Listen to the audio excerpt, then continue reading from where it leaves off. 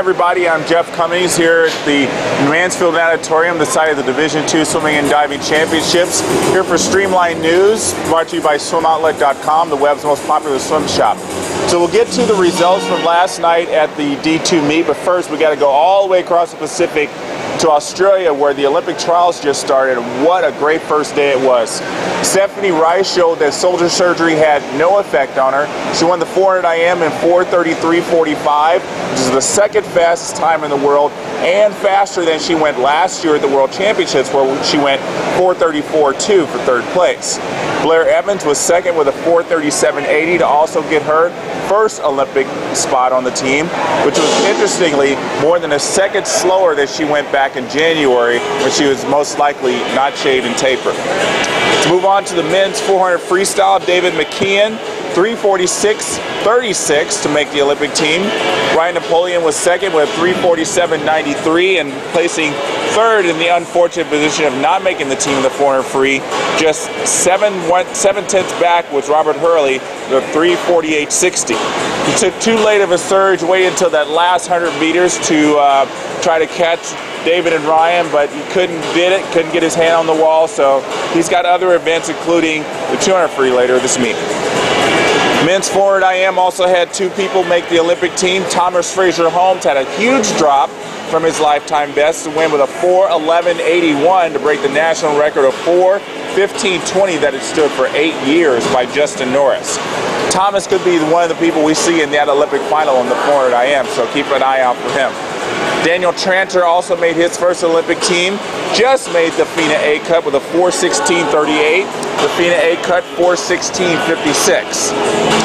Had three semifinal races yesterday. The women's 100 fly, Jessica Schipper, showing her hand a couple of races with prelims and finals, 58.2. Alicia Coots, 58.3. So it looks like it's going to be those two who are going to be battling for the two Olympic spots. The question is, who's going to touch first in finals? Will it be Jessica Schipper, who is the reigning Olympic bronze medalist, or will it be Alicia Coots, who's been the rising superstar for Australia these past 2 years? Don't forget that Libby Trickett, Yolanda Kukla, and Mariska Guerra are also in the final. Libby is the reigning Olympic gold medalist, so we also know she's making a comeback, so anything can happen in that final. Men's 100 breasts, no surprise, Brenton Ricard and Christian Springer are 1-2, 1:00.36 and 1:00.56. Times are pretty solid, and we'll look to see if any of those two guys, or even both, can break a minute in the final today. The men's 50 fly and the women's 50 back are not Olympic events, but in Australia they're holding those events. They won't be Olympic selection events, but a couple of people are using them to kind of test out how they feel at this meet. Jeff Hugel won the 50 fly semis yesterday with a 23:58, pretty good speed. Emily Seabaum won the 50 back semis with a 27:97, also pretty good speed. We'll be looking for those people later. Jeff in the 100 fly and Emily in the 100 back, which is actually going to be starting off tomorrow. Tonight's finals in Australia will include the women's 100 fly. As we told you, it's going to be Jessica Schipper and Alicia Coots that are going to be kind of the two to watch. Men's 100 breasts, again, Brenton Ricard and Christian Springer. And the women's 400 freestyle, Blair Evans coming off the 400 IM. I believe she's going to be the one to watch in that event as well. Also, we're going to see Liesl Jones in her first race, the 100 breasts. Prelims and semis are today. She had some problems with a middle ear infection that she's coming off of. We'll see how it affects her. Pretty much may not have much competition here in Australia to get that Olympic spot, but I'm sure she's going to put her best foot forward, show the world what she's capable of. The big event of the day is going to be the men's 200 freestyle. Ian Thorpe seated 19th going into prelims. We'll see if he can make his comeback official and put all those doubts to rest about whether he is in shape enough to make the Olympic team. All he has to do is to get top 16 to go through the semis, and then in semis tonight, he'll have to get into the top 8, where the top 6 will most likely be going to London for the relay purposes, and top 2 will be swimming in the 200 freestyle. So be sure to stay with swimmingworld.com for the latest results from Australia, and also here with Streamlined News. All right, so let's move back to Division II results here at the Mansfield Natatorium. It's the Wayne State women that are in the lead point-wise after the first day, 130 134 points. Drury is in second with 105 points. And Grand Canyon and UCSD are tied for third with 61 points. Very interesting in the point totals. UCSD last night was disqualified in the women's 200 medley relay after touching first. That cost them some crucial 40 points. They would be sitting in third right now.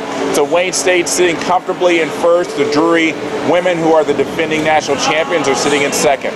On the men's side, it's UC San Diego that's in first with 100 points. Drury's in second with 84, and Grand Canyon's in third with 69.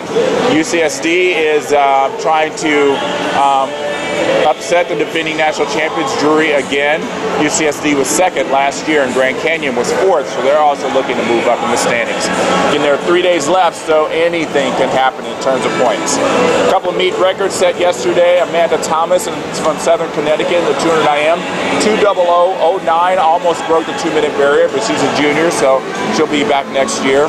Melissa Gates, 22:59 in the 50 from California University in Penn. So just 2 meet records. We got a lot more racing coming up later this week. Hopefully a lot more meet records will follow. Division I championship starts today in Auburn, Alabama for the women's meet.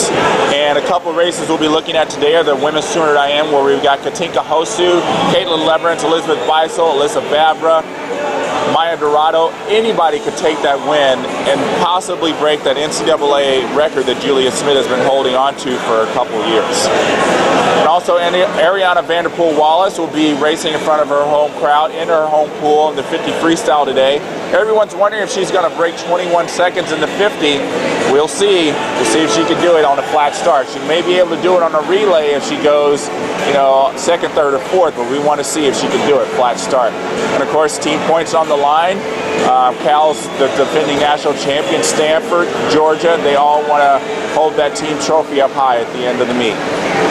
All right, so moving on to some other news. Michael Phelps is selling his condo in Baltimore for a hefty sum. The price range is $1.075 million to $1.475 million. It's a 3-bedroom, 3 full bath, 3 half bath condo. It's about 4,000 square feet, so it's pretty big, and it looks out on the harbor. Very wonderful views and a very middle-class neighborhood. So there's no word if Michael Phelps is looking to leave Baltimore, or if he's just relocating within Baltimore, or if he just wants to sell his house and make a little bit more money than he already has. So if you've got a little bit of extra cash and you want to own a condo that was once the residence of an Olympic legend, well, you might want to head out to Baltimore. So that's going to do it today for Streamlined News. I'm Jeff Cummings. We'll be back soon. Thanks for watching.